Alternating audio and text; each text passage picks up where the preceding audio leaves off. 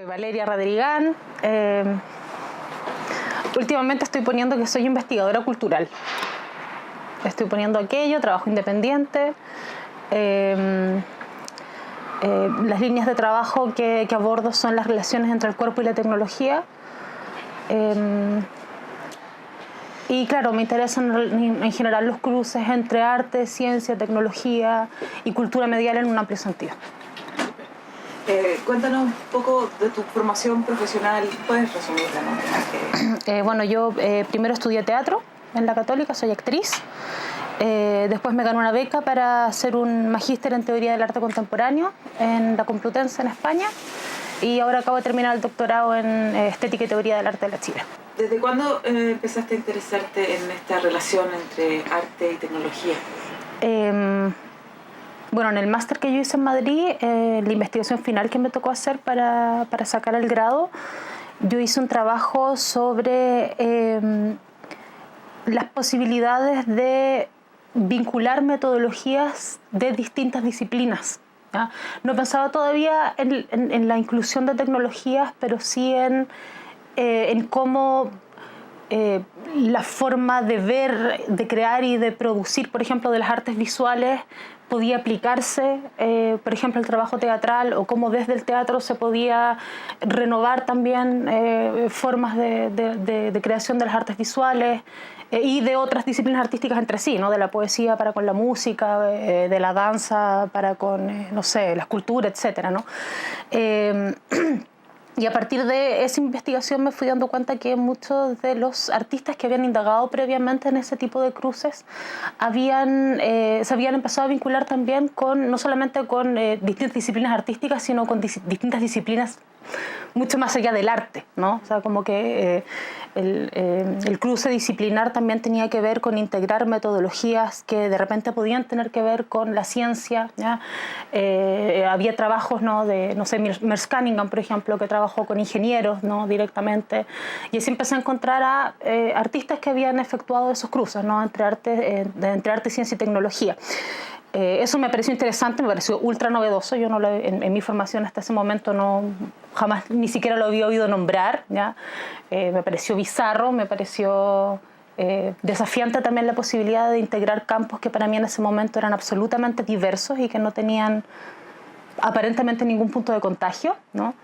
Y entonces empecé como a rascar un poquillo más, ver qué más había en esas zonas. Apareció que justo en ese enero, eso fue enero del 2008, sí, enero de 2008, hubo un taller en la Casa Encendida de Madrid que lo dirigió Jaime del Val, de Reverso, y es un taller que se llamaba Taller Internacional de las Tecnologías del Cuerpo. Y lo encontré así como pasando por casualidad, vi el programa y fue como, loco, es como exactamente lo mismo que yo estaba pensando.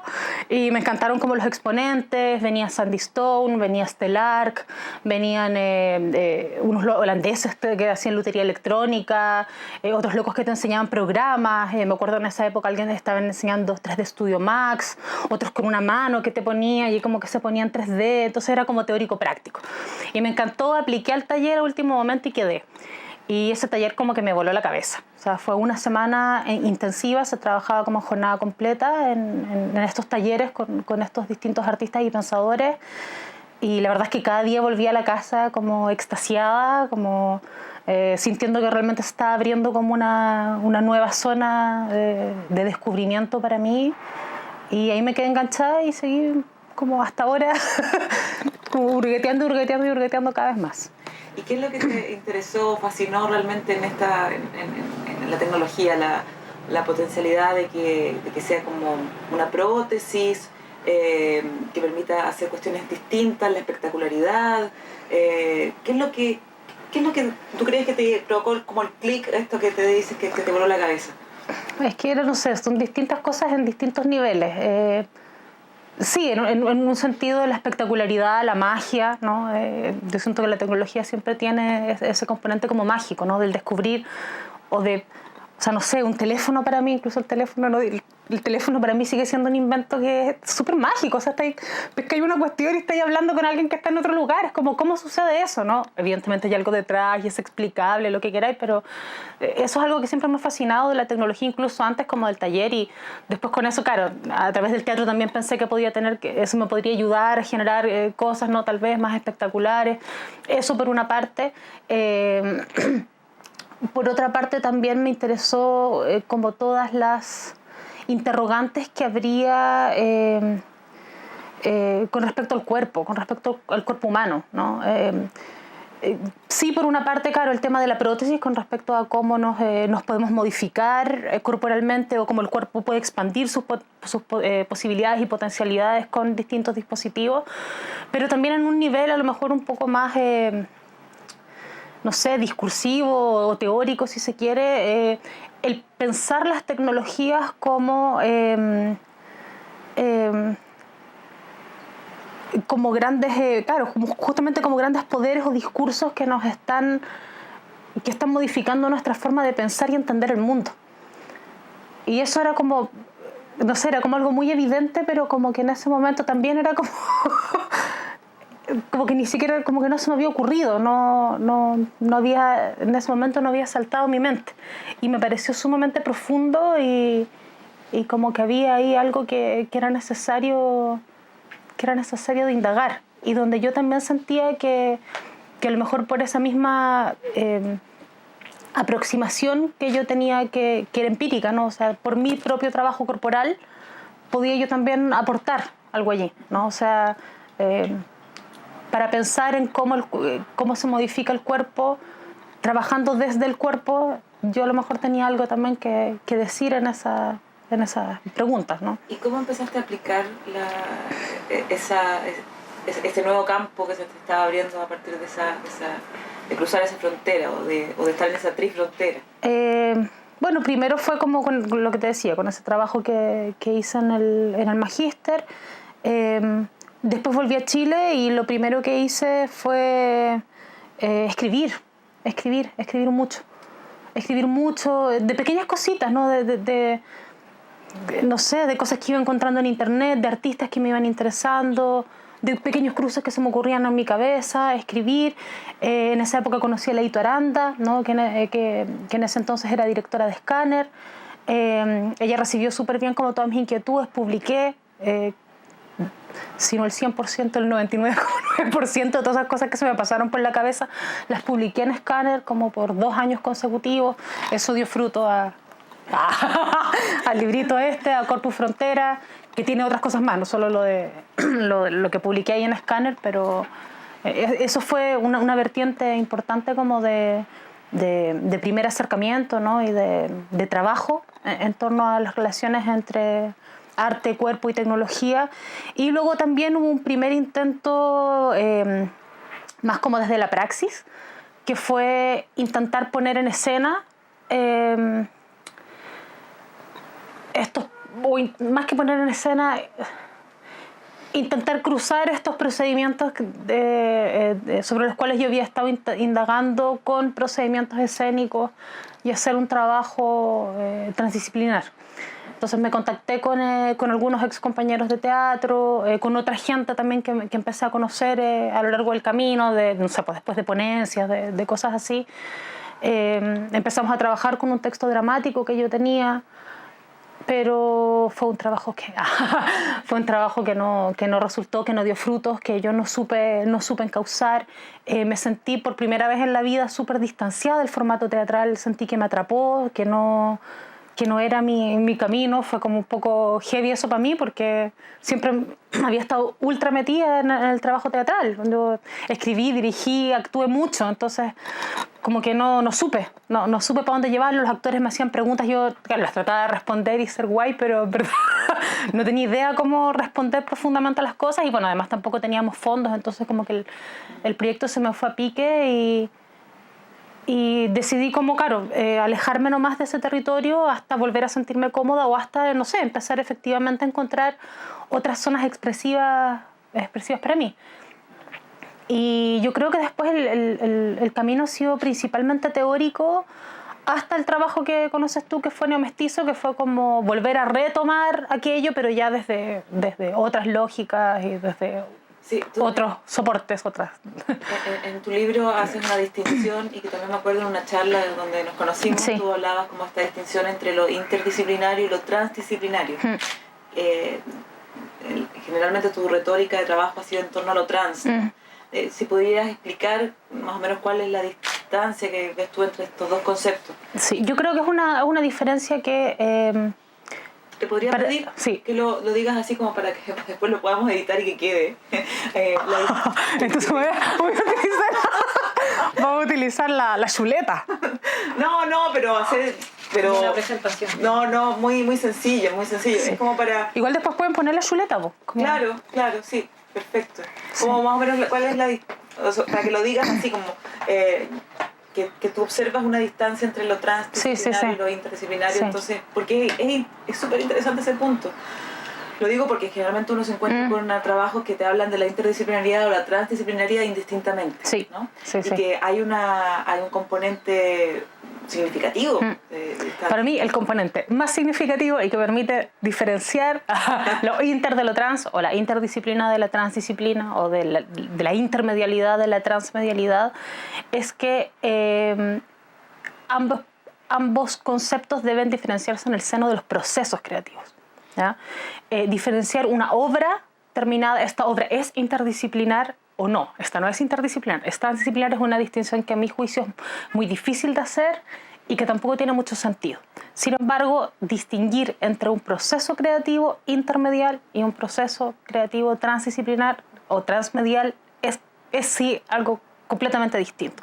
Y la diferencia radica en que en un proceso interdisciplinar, ¿no?, desde la perspectiva en la que yo lo trabajo, es un proceso en el cual se reúnen diferentes personas, ¿no?, con antecedentes y conocimientos diversos, ¿no?, y cada uno de ellos aporta hacia la creación de un objeto final que ya está predefinido como en su forma, ¿no? Entonces, el ejemplo que yo siempre le pongo a los alumnos, ¿ya?, es el ejemplo del teatro musical, ¿sí? Tú tienes teatro y le sumas música y el resultado, ¿no?, es como teatro más música, teatro musical, ¿sí? O sea, bien, tienes un grupo de actores, su director y un músico, cada uno aporta de lo suyo y crea esta cosa nueva, que claro, que es diferente al teatro convencional, que es diferente a la música convencional, pero que dentro de todo es un resultado que sigue siendo escénico, que no está modificado, ¿no?, en sus coordenadas más básicas, ¿no? La música no entró a producir nuevas coordenadas creativas dentro de lo teatral, no mayormente, ¿ya? Sin embargo, en un proceso transdisciplinar, lo que está en juego no es sumar elementos de distintas disciplinas, sino yuxtaponer o cruzar metodologías de creación diversas, ¿no? En este sentido, claro, una obra de teatro musical podría haber sido creada a través de un proceso transmedial, ¿no? En la medida en que, no sé, a lo mejor la partitura musical, no sé, la misma forma en la que está escrito, por ejemplo, determinan cómo los actores se van a mover, ¿no? En cuáles van a ser los... O sea, es una... En el fondo la operación que se da ya no es de suma, sino que es de cruce, ¿no? Y por lo tanto la integración de estas disciplinas sería mucho más profunda, ¿no?, y mucho más compleja en un proceso transmedial que en un proceso intermedial, ¿no? Ahora, eso también... Claro, como te decía, es una distinción compleja, es una distinción sutil, porque siempre, y eso es algo que yo siempre como que lo he ido tratando como de refinar a lo largo de las clases o de los años en los que vuelvo a estos conceptos, que es claro, es el hecho de que siempre que igual tú juntas dos disciplinas distintas, aunque sea desde esta perspectiva como de la sumatoria, siempre se va a producir una alteración en los componentes. O sea, incluso en el teatro musical, como ese ejemplo tan básico que yo te daba, aunque sea la obra, no sé, como, qué sé yo, Cats, ¿no? Eso en el actor va a producir un cambio en su forma de interpretar. Y en el músico probablemente la forma de crear una música para teatro no va a ser la misma forma en la cual él crea una partitura, no sé, para una orquesta. O sea, igual hay, desde esa perspectiva uno podría decir como que siempre hay transdisciplinaridad, ¿no? Pero a mí me ha interesado generar esa distinción con respecto a la suma y el cruce, ¿no? Y hablar de la suma no de elementos, sino del cruce de metodologías, del cruce de enfoques diversos, ¿sí? Otro ejemplo podría ser, no sé, como los cuerpos pintados, ¿no? Ahí las artes visuales no están alterando en términos metodológicos, creativos, en términos de enfoque al cuerpo, no, lo están pintando, hay una sumatoria de cosas, ¿no? Eso sería como... Sí, y no te preocupes que quizás no va acá, pero ¿qué obra, o sea, o qué trabajo que tú conozcas sí se da más bien la cuestión transdisciplinaria? O sea, donde realmente la metodología esté contaminando otra metodología de trabajo y que permita que el resultado... Bueno, el trabajo de neomestizo que tú conoces, yo siento que logramos trabajar un poco en esa lógica. No sé si tanto en una lógica de contaminación y claro, como de constante cruce, ¿no? Entre disciplinas y otras, pero sí en términos de traducciones, en términos de que una cosa fuera transformándose en otra, ¿ya? O sea, neomestizo es un proceso que parte, claro, a partir de un texto dramático que yo reduje o transformé en determinados conceptos súper específicos. Esos conceptos yo se los traspasé a un coreógrafo. El coreógrafo desde la danza vio cómo traducirlos al cuerpo, ¿no? de unos determinados intérpretes. Eso se concretizó en unas frases de movimiento. Esas frases de movimiento luego un fotógrafo las capturó en fotografías, o sea, ahí como lo tenéis ahí atrás, ¿cachai? Como en cuadros, ¿no? Esos cuadros después se les sumó un texto, ¿no? Entonces ahí lo que iba sucediendo era que una cosa iba transformándose continuamente en otra y desencadenando como distintas posibilidades creativas, ¿ya? Otro trabajo que también me parece interesante en esa línea, en la línea como de las metodologías transdisciplinares, es lo que hace la Ito, ¿no? La que hace la Ito como con la pintura electrónica, ¿ya? Que también es un artista que a mí me interesa mucho y si tengo suerte con el Fondart podemos hacer un estudio como sobre su obra más detallado, pero siento que ella misma también en su propio viaje creativo como artista en su vida ha logrado también efectuar un tránsito interesante en cómo ella enfocaba su creación desde la pintura, ¿no? Desde el pigmento, hacia luego encontrar una conexión de ese pigmento con un electrón, por ejemplo, ¿no? Y cómo poder fabricar un circuito que igual es un circuito visual, ¿no? Entonces ahí hay cosas interesantes. Raúl Miranda, por ejemplo, es otro artista con el que yo he trabajado en alguna oportunidad, que también ha indagado sobre el concepto de transdisciplina y su relación, por ejemplo, con las artes escénicas. También ha efectuado ahí tránsitos interesantes entre, claro, desde el teatro desplazándose hacia algo que él llamaba en su momento como la instalación escénica, ¿no? Que era una instalación más bien como visual que teatral, de ahí hacia lo performativo, y ahora está trabajando mucho con el live cinema. O sea, también siento que la transmedialidad también podría operar en términos de los desplazamientos, ¿no? Desde una disciplina hacia otra, más que necesariamente que en una obra tú estés viendo el cruce de 2 o 3 o 4 disciplinas distintas, ¿no? Estos como movimientos que hay de un lado al otro. ¿Quedó claro? Sí, súper claro. Sí. No estaba tan difícil, ¿viste? No, si esa no era la pregunta. ¿Cuál era la pregunta difícil? La del valor de la tecnología en el arte contemporáneo. Bueno, esa hueá peluda, güey. No, pero era como qué valoración le das tú al arte No, sí la noté. Hice un punteo. Quería responder. Chuta, ya, vamos. No, esa hueá la tengo que responder con chuleta, güey. Era una pregunta más trivial.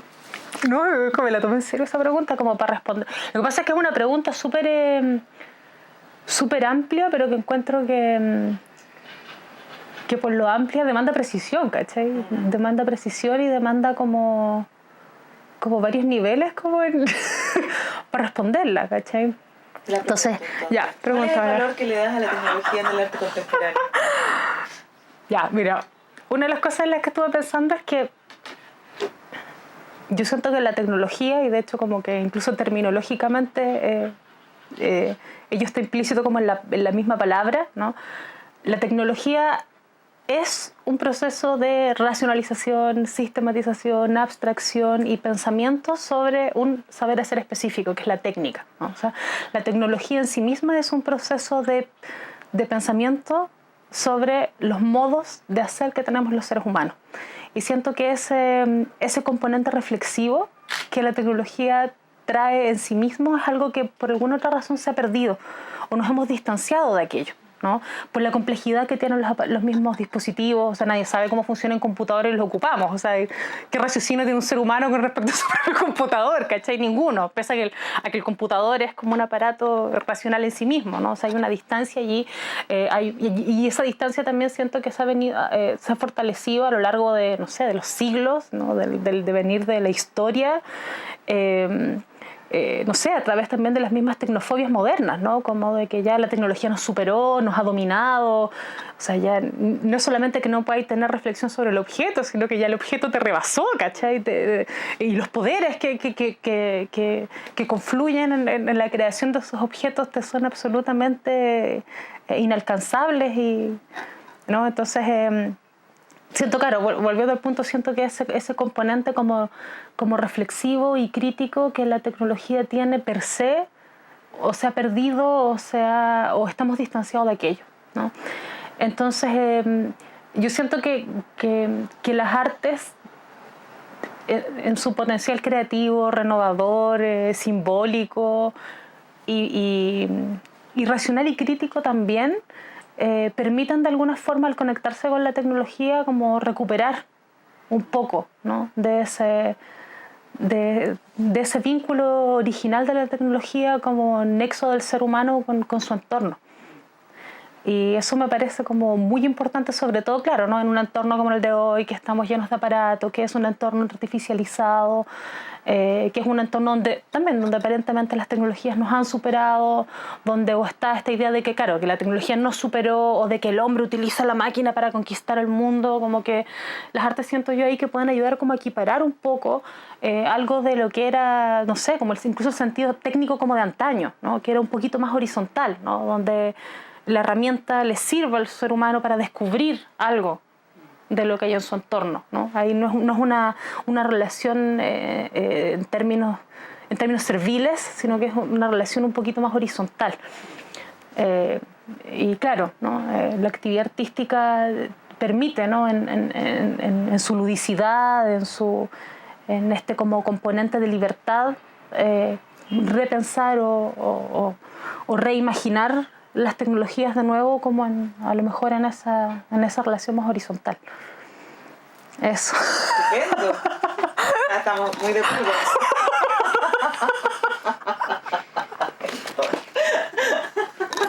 Doctora. Doctora. Por eso no puedo parecer imbécil.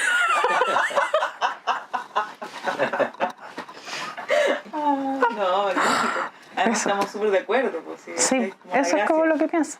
No, estupendo. Es que claro, para no decir, no, es que la tecnología está en todas partes y hay que pensar, no sé. Claro, como, no, pues, sí, pues peluda la pregunta. Pues, subversivo, finalmente, la artista que está trabajando. Claro, pues, entonces como que te permite como mirar algo que usáis todos los días, pero mirarlo de un modo diferente, ¿cachai? Mirar que tiene otras potencialidades, o las mismas, pero que tú tenés, ¿cierto?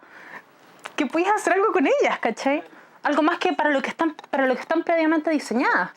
Y eso puede ser algo desde, no sé, como de lo que hizo tu alumno con el libro, hasta, claro, algo más completo, como un acto, no sé, de hacktivismo o lo que queráis, ¿cachai? Sí. Pero les mostraba hoy día a mis alumnos el proyecto ese de la máquina para hacer otro. ¿Te acuerdas? La del último. Ay, me encanta. Es precioso. Es un proyecto súper bonito. Sí.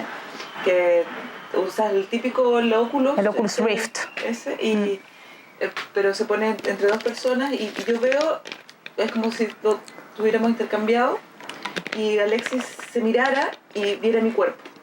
Como si estuviera en mis ojos. ¿Cachai? Y yo, viceversa, veo el cuerpo de Alexis con el Oculus. Que es genial. Y hacen uno con una parapléjica y una bailarina, ¿cachai? Claro. Entonces esa agua es muy lindo, sí, man. ¿Qué es un Oculus? Son estos típicos como lentes de realidad virtual, pero no es la realidad virtual del todo, ¿no? No es virtual, es como... Bueno, la tecnología es 360 grados, más bien tiene que ver con eso. Como que puedes ir viendo lo que el otro... En este caso, lo que el otro ve. Pero generalmente eso se usan para los videojuegos y ese tipo de cuestiones. Entonces, claro, y que ahí tiene que ver eso, o sea, como todo esto que se utiliza ahora para los videojuegos, entonces alguna cosa solamente artificiosa, acá le dan el artista, sí, pues se le da distancia como... del uso normalizado. Exacto. Y permite en el fondo pensar que la tecnología también puede servir como una especie de mediación para la empatía en ese caso. Entonces, claro, y eso es bacán. Es bacán. Oye, y eso es bacán. Esa es la conclusión. Claro, es muy bacán. Y eso es muy bacán. Oye, ¿y estos temas los trabajaste también en tu tesis? Sí. No te pregunté ahí en el cuestionario inicial, pero... Tengo que traer el computador, esta bueno me sirve. No, pero no es para que no nos hagas un resumen de tu tesis, pero sí quizás contarnos brevemente más o menos cuál era el objetivo de tu investigación. Sí, ese fue un trabajo que yo hice sobre... Bueno, fue un gigantesco trabajo, como buena tesis doctoral, que le puse tecnomorfosis, porque ese fue un título que yo soñé. Y me desperté y tenía ese nombre y se lo quise poner frente a todas las aprensiones que tuvo mi profesor y lo logré, con un subtítulo gigante por supuesto, pero logré ponerla así y claro, era una tesis que hablaba justamente sobre los desbordes y las hibridaciones entre el cuerpo y la tecnología, y frente a ese fenómeno yo me centré en dos procesos que consideré eran los dos procesos más relevantes de transformación corporal en el mundo contemporáneo, que serían la ciborgización, por una parte, y la virtualización. ¿Sí? La ciborgización es, bueno, el proceso de volverse cyborg, ¿no? de protesizarse, ya sea a través de prótesis permanentes, como prótesis no permanentes como el celular, los audífonos, el micrófono, etc. Y la virtualización como el proceso ya de devenir virtual, ¿no? De devenir digital, de transformarte en un avatar, por ejemplo, ¿no? Algo que me pareció súper interesante fue no descubrir, pero sí lograr demostrar de alguna manera, dentro de lo que se puede demostrar en este tipo de tesis, que la virtualización es una especie de proceso de ciborgización expandida o de ciborgización avanzada, ¿no? Que por más que, claro, devengamos avatares o devengamos bit o código digital, siempre es un proceso que sigue demandando de una conexión interfásica análoga con el cuerpo físico, ¿no? O sea, para devenir bit tenés que estar conectado con un computador, ¿no? Y el computador tiene que estar enchufado y tu dedo tiene que estar como, ¿no? O sea, como que el cuerpo humano, el cuerpo físico nunca se va, sino que siempre está en esa relación como de ir y venir, en esa relación trans también, ¿no? De transformarse, de devenir bit, pero el bit también de alguna forma se te devuelve y tú lo vas modificando constantemente. Y otra cosa que a propósito de eso mismo me pareció súper interesante y que también traté de rescatar es que esa dinámica trans, esa dinámica de ir y venir, ¿no? De estar constantemente transformándose en relación a los aparatos que uno utiliza, es una relación que el ser humano ha tenido siempre con los aparatos, que en otra época les llamamos herramientas, ¿no? O sea, como que en una dimensión técnica, premoderna incluso, anterior a lo que conocemos como tecnología, anterior a estos aparatos codificados, ya existía, ¿no? En la relación que el ser humano tiene o tuvo, ¿no? Bueno, tiene y tuvo, con un martillo, con una lanza, con una piedra, ¿ya? También está modificándose a sí mismo, ¿ya?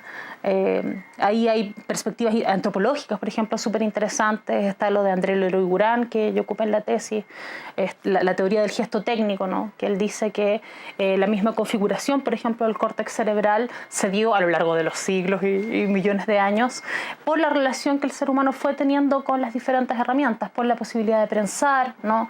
Eso hizo que se liberaran los miembros inferiores, que el ser humano pudiera destinar su manualidad, gestos y actividades más precisas. Eso a su vez, o sea, el hecho de que el cerebro fuera desarrollándose de ese modo permitió el desarrollo del lenguaje, que es lo que también otros antropólogos y no sé, incluso teorías desde la psicología dicen que es lo que nos constituye también como seres humanos en cuanto a especificidad, que es única, ¿no? Dentro de otras especies, etcétera, ¿no? Pero que me pareció súper interesante darme cuenta, bueno, esas dos cosas. Uno, que ese movimiento ha estado siempre, que nos constituye como humanos, y que es un movimiento de ir y venir, ¿no? O sea, que no es algo que haga el ser humano por la máquina, sino que al revés, como que no es ni gracias ni por, es como que es mutuo, ¿no? Es como algo que va como en constante hibridación, que no se puede detener. Claro, también es horizontal. Y que también es horizontal. Y que eso está dado desde el Australopithecus hasta el avatar virtual. ¿Cachai? Queríamos leer. Sí. También ahí, si tengo suerte, la publicamos el otro año. Ese es otro proyecto, más de esos dos, pues, lo de la hito y lo de la tesis. Sería fantástico. Sería fantástico, sí. Súper. Sí. Oye, y en ese condicionamiento también entre la técnica y el cuerpo, tú entraste también en este otro tema que es el de extremos del volumen, Sí. tu último proyecto. Sí. Sí, también nos cuentas de ese proyecto. Bueno, eso es un proyecto Fondart que me tiene afortunadamente financiada y con sueldo hasta febrero de 2017. Sí, y que me ha permitido investigar junto con otra compañera, de hecho, del doctorado, que es Tania Orellana, sobre los extremos del volumen corporal y sus patologías asociadas, que son la anorexia y la obesidad. Y lo que nos ha interesado es ver cómo estos cuerpos extremos se representan y se mediatizan a través de diferentes escenas, ¿no? De escenas mediáticas, justamente como el reality show, ¿no? Hasta escenas de corte más, de resistencia, si se quiere, ¿no? Como lo que sucede en ciertos blogs independientes, como el movimiento Proana, no sé si hay escuchado hablar de eso, que son blogs de chicas anoréxicas que reivindican la anorexia como una forma de vida, ¿no? Incluso promoviendo determinados estilos de vida y tips para bajar en extremo de peso, etc. Y lo mismo con el extremo de la obesidad, algo que a mí en lo particular me pareció súper interesante, que es el movimiento de las fashionistas curvy, ¿no? Que son chicas como tú o como yo, bueno, más como yo que como tú, que son chicas o con sobrepeso, directamente con obesidad, que toman estrategias de la moda, ¿ya? O sea, dinámicas como súper cotidianas, ¿no? De la cultura pop, pero a favor de reivindicar la posibilidad de tener un cuerpo alternativo, que hoy en día el cuerpo gordo o el cuerpo obeso es un cuerpo alternativo, ¿no? Y también nos pareció interesante pensar en estas dinámicas de resistencia en tensión con las dinámicas propias de la salud, ¿no? Con hasta qué punto, claro, esto está promoviendo hábitos saludables o no saludables, hasta qué tiempo podemos decir que este tipo de plataformas promuevan aquello o simplemente lo exponen, ¿no? Y también preguntarnos por cómo funciona la salud también en sí misma como dispositivo de normalización y cómo se ha mediatizado también la propia salud, ¿no? Difundiéndose una serie de discursos científicos y pseudocientíficos que nos han hecho pensar a la sociedad común que lo saludable es un determinado tipo de comportamiento y un determinado tipo de cuerpo asociado, cuando ello no necesariamente es así, ¿no? O sea, dentro de la misma salud hay discursos súper contrapuestos, ¿no? Y súper actuales también sobre, no sé, por ejemplo, sobre la validez y la vigencia del ¿cómo se llama?, del índice de masa corporal, por ejemplo, ¿no? Que es el dato que se utiliza hasta hoy en día para determinar si una persona es obesa o no, ¿ya? Pero no sé, se han dado casos de deportistas así de élite que, claro, que tienen alterado su IMC porque sus músculos pesan, por ejemplo, mucho más de lo que tienen que pesar. Esos son casos particulares, ¿no? Pero también otros movimientos y otros descubrimientos. Hay uno ahí súper interesante, que es una doctora en biología norteamericana, que es Linda Bacon.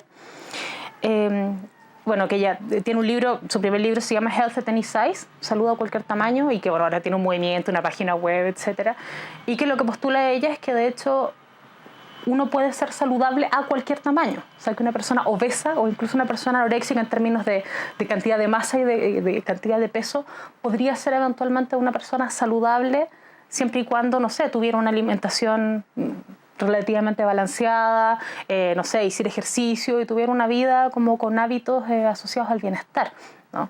Entonces también ahí la noción de salud es súper problemática y es interesante también de contrarrestar con lo que te decía, ¿no? Con cómo también la misma salud se ha mediatizado y cómo los discursos nos llegan a nosotros y los asumimos como verdades verdades incuestionables, ¿no?, con respecto al deber ser. Y que a la vez también se transforman en banderas de lucha para defender comportamientos de discriminación que la gente tiene con respecto a los cuerpos de otro, que es súper heavy. O sea, yo, por ejemplo, he revisado, a partir de la misma investigación, no sé, comentarios de Facebook o de repente de youtubers, ¿no? Hay gente que hace comentarios de repente a chicas ultra delgadas o al revés, ¿no?, a gente obesa, pero unos comentarios de un nivel de odio y como no, y siempre como avalados por la salud, ¿no? No sé, yo lo digo por tu salud, para que te cuides, pero así, y eso precedido de... bueno, así como, y luego, ¿qué te importa? No, pero es que es por tu salud, es que una cintura de más de 88 centímetros de circunferencia, ¿cachai? Pero, y si tú como que lo quitáis como de ese rollo como de la salud, es como un comportamiento súper fascistoide, ¿cachai? Como que una cintura de más de 88, y si 89, o si no sé, 86, ¿qué hueva? Claro, ¿no? Una violencia ahí muy fuerte, muy fuerte, sí. Muy fuerte y que deriva en que la gente finalmente es muy infeliz con su cuerpo. Porque las posibilidades de tener un cuerpo que sea normal o estándar son nulas. ¿Quién tiene un cuerpo normal o estándar? ¿Qué es un cuerpo? ¿Cachai? Entonces nadie. O sea, no es necesario que tú seas obeso o anoréxico para estar siempre tendiente hacia uno u otro de los extremos del volumen. Falta, ¿no? Siempre estás en falta. Nunca estás... ¿Y cómo llegaste a este proyecto si venías viniendo de la deriva tecnología, arte? Porque igual tu tesis, por ejemplo, iba enfocado como en esa. ¿Cómo llegaste a ese? Yo creo que lo que se mantiene siempre es el tema del cuerpo, que es como el eje, ¿no? El eje de mi trabajo y lo que me acompaña, como te decía, desde los primeros trabajos que yo empecé a hacer en relación a la tecnología, ¿no? O sea, me interesaba cómo, desde aquí, ¿no? ¿Qué es lo que te pasa? ¿Cómo te modificas? ¿Qué es lo que sientes? ¿No? Desde ti mismo, ¿no? Desde lo que te acompaña. Eso se ha mantenido como constante. Y yo creo que no es algo que se aleje de lo que he estado haciendo, porque, claro, volviendo como a la definición de tecnología, ¿no? Es un pensar crítico con respecto a la técnica, con respecto a las formas que tenemos de hacer y accionar con los aparatos, ¿no? Las tecnologías son poderes, son discursos, ¿no? Y en ese sentido lo que estamos viendo acá es cómo las tecnologías médicas, cómo las tecnologías de mediación de los medios de comunicación de masas y de internet, ¿no?, como medio vasto y complejo, nos modifican corporalmente, pero también cómo modifican nuestros cerebros, ¿cachai? Cómo modifican nuestras formas de pensar y nuestras formas de percibirnos, ¿no? De percibirme a mí misma y de sentir que estoy o no estoy de una determinada manera y de percibir al otro. Y bueno, particularmente el tema de los extremos, ¿cómo llegué a eso? Parece que fue por los blogs Podana, que en algún momento los estaba mirando y fue como, loco, acá hay mucho material.